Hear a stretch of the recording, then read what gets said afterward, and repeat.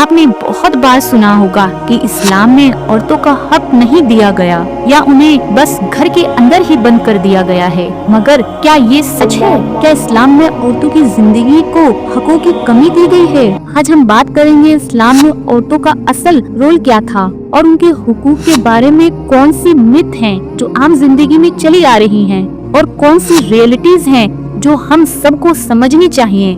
تو اس ویڈیو میں آج ہم ایک گہری نظر ڈالیں گے اور ڈیپلی بات کریں گے اسلام اور عورتوں کے رشتے پر اور خود اپنے سوال کے جواب ڈھونڈیں گے۔ Let's get started. The myth women in Islam are oppressed.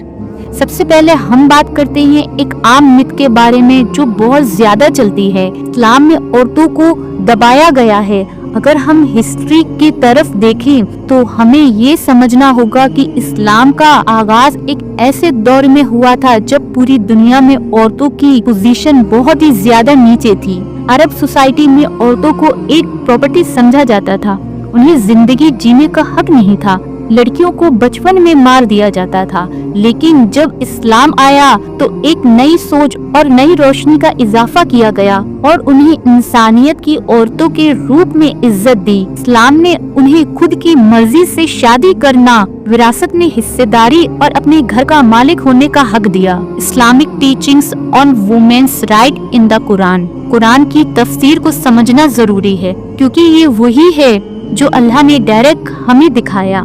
قرآن میں عورتوں کی ایکویلٹی کا کافی ذکر ہے۔ سب سے پہلے اللہ نے عورتوں اور مرد کو برابر انسان بنایا۔ قرآن کا یہ پیغام ہے۔ سورہ النساء میں اللہ نے کہا، عورت اور مرد دونوں کو اپنی اپنی محنت کا پورا اجر ملے گا۔ سورہ التوبہ، اور مرد اور عورت جو ایمان لائے وہ جنت کے حقدار ہیں۔ سورہ الاحزاب میں اللہ نے کہا، مسلمان مرد اور مسلمان عورتیں انہیں اللہ نے عزت دی ہے۔ یہ تمام آیتیں اس بات کو دکھاتی ہیں کہ اسلام میں مرد اور عورت کا حق ایک جیسا ہے۔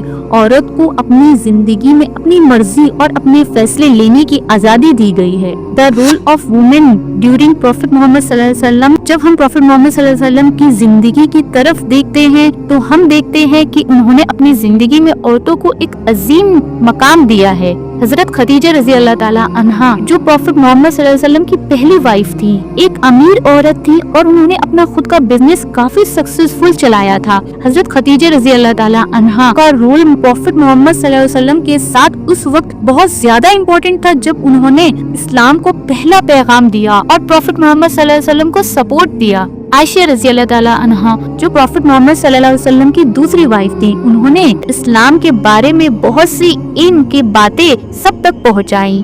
حضرت فاطمہ رضی اللہ تعالیٰ عنہا پروفیٹ محمد صلی اللہ علیہ وسلم کی بیٹی کو اسلام میں بہت عزت ملی اور انہیں ماڈل اور اگزامپل کے طور پر دکھایا گیا۔ پروفیٹ محمد صلی اللہ علیہ وسلم نے کبھی اپنی بیویوں کو اپنی مرضی سے کام کرنے اور ان کی خوشی کو سب سے اوپر رکھا۔ انہوں نے کبھی بھی اپنی بیویوں کو اپنے راستے سے ہٹانے کا کام نہیں کیا بلکہ ان کو اہمیت اور عزت دی تھی۔ اسلام میں عورتیں صرف گھر کے اندر نہیں تھیں، انہیں بہت ساری رولز دیے گئے تھے۔ اکنامک پارٹیسپیشن، اسلام نے عورتوں کو اپنے فائنینشیل افیئرز کا کنٹرول دیا ہے۔ حضرت خدیجہ رضی اللہ تعالیٰ عنہا نے مثال کے ساتھ اسلام نے عورتوں کو اپنا مال کمانے، اپنی بزنس چلانے اور اپنی خود کے ڈیسیزن میکنگ پاورز دینے کا حق دیا۔ عورتوں کو بزنس کے لیے سمجھداری اور سیفٹی کی پوزیشن دی گئی تھی۔ پولیٹیکل اینڈ سوشل رولز، اسلام میں عورتوں کو پولیٹیکل اور سوشل رولز میں بھی بھاگ لینے کا حق دیا تھا۔ فاطمہ الفہری رضی اللہ تعالیٰ عنہا ایک مثال تھی جنہوں نے دنیا کی پہلی یونیورسٹی القراویان یونیورسٹی کو اسٹیبلش کیا تھا۔ ریلیجنس پارٹیسپیشن، عورتوں کو اسلام میں اپنی زندگی میں ایجوکیشن لینے کی پوری آزادی تھی۔ وومن اسکالر اور ٹیچرز کا بھی ایک بڑا رول تھا۔ وومن پروفیٹ محمد صلی اللہ علیہ وسلم کے ساتھ مسجد میں پریئرز کرتی تھی۔ مت surrounding women's dresses code in Islam.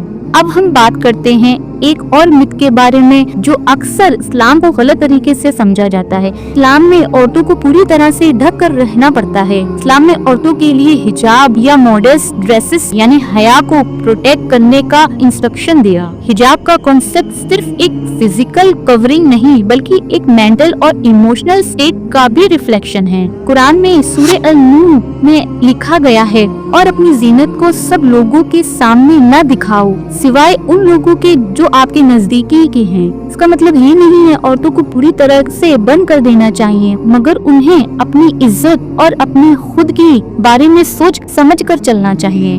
The reality of women's right and progress in modern Islamic societies. आज के वक्त में कई इस्लामिक कंट्रीज में औरतों के हुकूक, कुछ कंट्रीज में औरतों को इतनी इंडिपेंडेंस और राइट्स मिलते हैं जैसे सऊदी अरब में ड्राइविंग का हक मिलना, और कुछ कंट्रीज में औरतों के हुकूक का वायलेशन होता है। ईरान, पाकिस्तान, इंडोनेशिया और तुर्की जैसे मुल्कों में औरतों को हायर एजुकेशन का फुल एसेंस है और सोशल पोजीशंस में भी उनका पार्ट है, मगर कुछ मुल्कों में औरतों के ऊपर एक्सट्रीम रिस्ट्रिक्शंस भी हैं, जहां उनको अपनी बेसिक राइट्स के लिए स्ट्रगल करना पड़ता है। इस्लामिक सोसाइटीज का इन्वॉल्वमेंट और वुमेन्स एम्पावरमेंट भी प्रोग्रेसिव पाथ पर चल रहा है। वुमेन स्कॉलर और पॉलिटिकल लीडर्स हर दिन अपनी वॉइस उठाते हैं और इस्लाम में औरतों की पोजीशन को दोबारा से डिफाइन किया जा रहा है। Empowering women in Islam,